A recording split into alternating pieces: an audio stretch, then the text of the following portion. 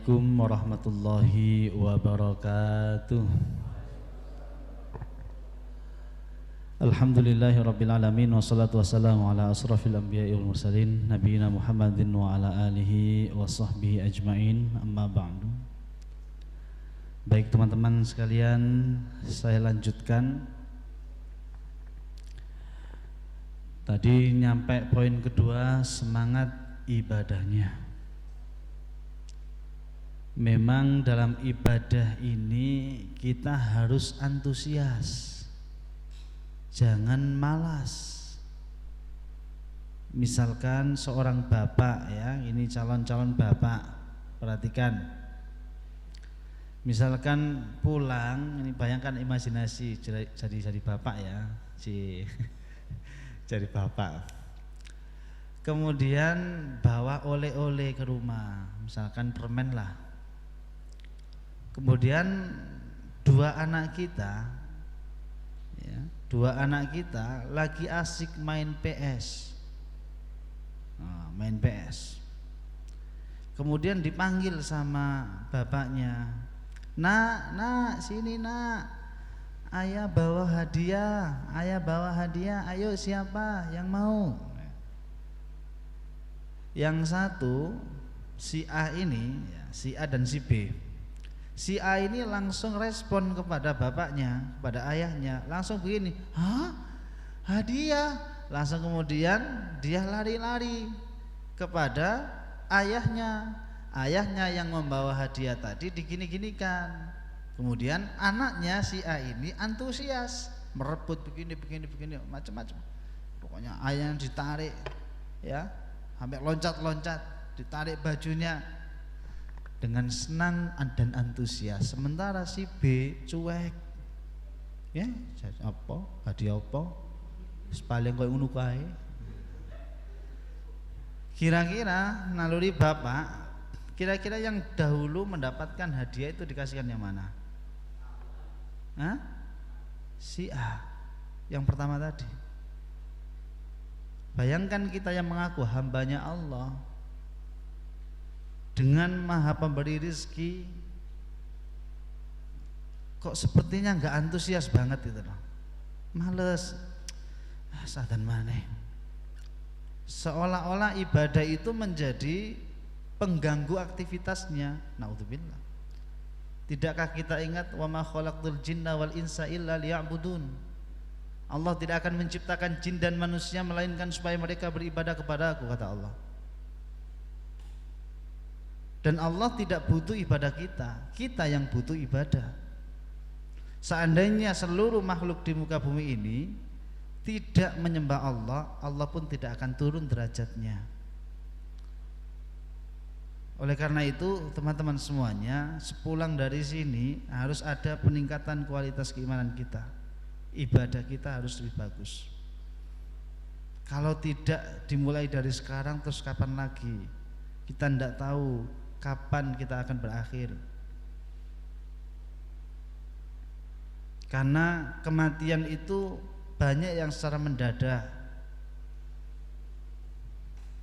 Ada yang terbentur naik sepeda motor, nabrak pohon asem, kepalanya kemudian ngeluh, kemudian meninggal. Ada. Tidak sesadis itu, jalan-jalan terpleset, kepalanya terbentur ke belakang, gagal otak, mati. Ada. Nggak usah dramatis begitulah, tidur di ranjang, kemudian nggak bisa melek, dan dia tidur selamanya, dan dia itulah mati. Itu banyak sekali seperti itu. Apalagi remaja-remaja, ternyata banyak remaja-remaja itu yang meninggal. Dan saya lihat ini sudah bau-bauan ini. Serius. Kita kan semuanya camat, betul? Calon mati. Bau-bau tanah semua ini. Ya karena memang kita terbuat dari tanah. Dan itu nggak usah takut. Zaman dahulu ketika diceritain jihad, maka dia nggak mau pulang, pengen mati di medan perang. nggak mau kembali. Pemuda itu, pemuda belum nikah, coba bayangkan, belum nikah pemuda itu kemudian ikut berjihad.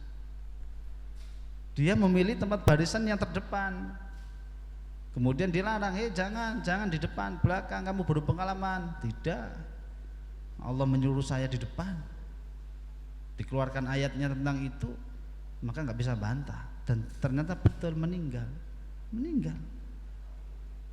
syahid. Dan ketika syahid, apa yang terjadi? Dia sebelum meninggal itu,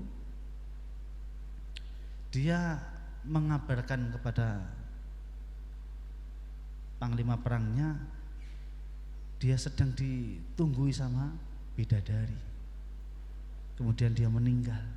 Begitu dilaporkan kepada orang tuanya, ternyata di rumah itu orang tuanya malah nangis, tapi nangisnya itu bersyukur. Kenapa? Anaknya meninggal di medan perang.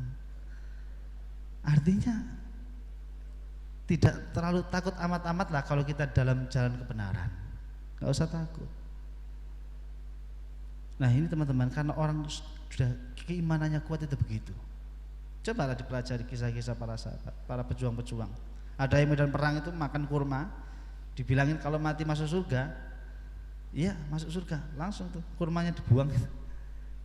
Kenapa kok dibuang? Karena kesuwen, nunggu mati kesuwen, dibuang. Gak sesuai, langsung berangkat mati teman. Lah teman-teman sekalian, tapi beda kasus ya. Kalau yang mati seperti ini nggak masalah, tapi kalau mati nabrak asem gara-gara nenggak apa oplosan ya, sampai anak lagu nih, lah itu ya matu konyol. Atau yang baru-baru ini ada mati gantung diri karena cinta, itu sebodoh-bodoh manusia itu. Ya Allah, berarti pikirannya sempit. Nah kok bisa itu ya? Ada miliaran manusia, miliaran wanita, lah kok ditinggal siji sing mengkhianati dia kok bunuh diri. Ini secara logika kan nggak masuk akal ya? Nggak masuk akal. Itulah kalau orang jauh dari iman itu teman-teman. Makanya mumpung kalian masih muda, ayo singkirkan pikiran-pikiran negatif, ya. Sampai mengalahkan cintanya kepada Allah. Seorang makhluk yang belum tentu jadi jodohnya, tapi mengalahkan cintanya dia kepada Allah, itu berbahaya. Maka teman-teman sekalian, mulailah yang semangat beribadah, antusias beribadah. Selanjutnya teman-teman, yang ketiga adalah mantap ilmunya. Ya, pertama iman, ibadah, kemudian ilmu. Ini harus kita punyai. Asy-Sya'bi tabi'in itu orang yang sangat luar biasa keilmuannya di berbagai bidang keilmuan. Luar biasa kokohnya ilmunya, mantapnya ilmunya luar biasa. Sampai-sampai dia ketika ditanya ilmu yang tidak disukai itu apa sih sebetulnya, kok semuanya kok dibisahi gitu, kok bisa semuanya. Kemudian beliau menjelaskan ada satu ilmu yang beliau tidak minat, gak minat belas lah, yaitu syair. Ilmu syair gak beliau minati dan memang gak di bidang itu. Tapi seandainya dites gitu, katanya, seandainya saya membacakan syair, maka saya akan membaca syair itu selama 1 bulan penuh dan tidak ada satu bait pun yang terulang. Coba bayangkan, 1 bulan penuh dan 1 bait pun tidak akan terulang. Artinya berarti dia hafalannya luar biasa. Itu ilmu yang gak diminati, yang gak diseriusi. Kemudian saking kokohnya keilmuannya, banyak yang penasaran, sesungguhnya apa sih tipsnya, itu apa, rahasianya itu apa, Sya'bi ini kok sampai memiliki derajat keilmuan seperti itu.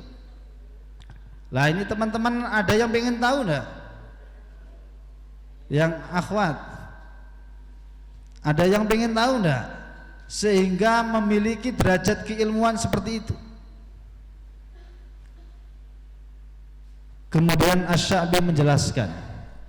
Nah ini fokus dulu, penting ini, penting sekali. Pertama, Asy-Sya'bi menjelaskan binafyil i'timad, jangan mengandalkan kemampuanmu sendiri, jangan menyandarkan kemampuanmu itu kepada dirimu sendiri, tapi kepada siapa? Allah. Lawang ilmu itu miliknya Allah. Secerdas-cerdas otaknya dalam menghafal, kalau tidak diberikan ilmu oleh Allah, tidak mungkin. Jadi kalian harus mulai sekarang itu menyandarkan bahwasanya yang memiliki ilmu, yang memberikan ilmu itu adalah Allah. Banyak kok orang-orang yang pinter yang akhirnya kena sesuatu, akhirnya hilang tuh akalnya, dibuat gampang lupa. Buktinya Abu Hurairah dulu itu suka lupa, gampang lupa. Kemudian beliau meminta doa kepada Rasulullah. Ya Rasulullah, saya begitu mendapatkan pelajaran darimu kok selalu lupa ya Rasulullah. Kemudian surbannya dibuka, coba lepas surbanmu, dibuka, kemudian didoakan oleh Rasulullah, kemudian dipakaikan lagi. Sejak saat itu dia tidak pernah lupa sedikit pun. Berarti ilmu itu dari siapa? Allah. Dulu pertama kali saya menceritakan siapa dulu? Ayo masih ingat enggak? Yang asalnya lupa, hafalkan hadis lupa kalah dengan temannya, tapi gara-gara dia taubat kepada Allah, bertakwa kepada Allah, berdoa kepada Allah, langsung Allah berikan ilmu yang luar biasa, kemudian hafalannya cepat, meroket lah. Siapa dulu? Ayo, yang bisa menjawab dapat hadiah handphone ini ya. Kalau diizinkan. Ibnu Hajar Al-Asqalani. Pertama menyandarkan kepada Allah, bukan menyandarkan kepada kemampuannya. Loh saya pinter kok, saya gampang menghafalkan ini surat Al-Baqarah saja cuma 5 hari. Gua ya, tapi gak berkah. Biasanya orang yang begitu gak berkah ilmunya. Saya tuh pernah dites sama guru saya, menghafalkan 1 juz itu cuma 1 minggu. Bahaya. Itu pertama, jangan menyandarkan kemampuan pada dirimu sendiri. Yang kedua, wasayyiril fil bilad, wasayyiri fil bilad, yaitu keliling negeri. Ya, jadi belajar itu juga disarankan untuk melakukan perjalanan. Ya, misalkan dari Gresik pengen mondok kemana? Ke Ponorogo, ke Gontor misalkan, atau ke pondok mana itu, nggak apa-apa. Mencari guru yang alim, bertahun-tahun di sana. Kemudian yang ketiga,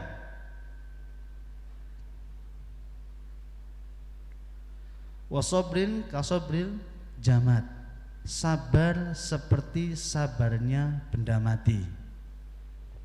Ini kursi ini benda mati. Saya duduk, kira-kira yang bosan itu siapa? Kursinya apa saya? Kursinya.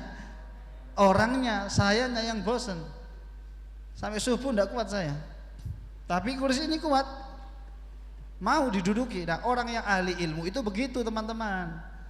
Ya, duduknya luar biasa. Kalau dari majelis ini anteng, gak sibuk main HP sendiri, gak ngobrol sendiri. Bukan nyindir ya, tapi kalau nyindir ya alhamdulillah. Artinya orang yang luar biasa sabarnya dalam menuntut ilmu, itu insya Allah ilmunya masuk. Nah, mulai sekarang itu dicatat, penting itu. Ya, sabarnya seperti benda mati. Wanteng. Dan zaman dulu ketika diajar sama Rasulullah, sahabat itu wanteng begini, saking antengnya seandainya ada burung yang membuat sangkar di atas kepalanya, niscaya jadi itu sangkar. Saking antengnya. Malah gobek. Ya hilang, masuk ke telinga dari telinga kanan, keluar dari telinga kiri. Itu. Dan yang keempat, ini cuma 4 rahasianya. Wabukuri kabukuril hurab. Cekatan. Gak kelewes. Ada majelis ilmu di sana, langsung berangkat, udah. Ya, ada buku bagus, langsung dia pinjam kalau nggak punya uang. Itu. Antinya dia itu cepat gitu loh. Cepat. Nah, kalau kelewes ya susah ya. Nah, kalian ini masih muda, insya Allah meskipun tidak dari background agama, bukan anaknya seorang kiai, tapi kalau serius menerapkan 4 ini, insya Allah jadi Felixo masa depan. Insya Allah. Ini waktu sudah habis tak? Ya, latihan kok nyamuk jam berapa? Ya, itu saja teman-teman. Jadi seharusnya banyak hal yang perlu saya sampaikan ini, tapi karena keterbatasan waktu, karena memang waktunya mundur ya sekarang ya. Jadi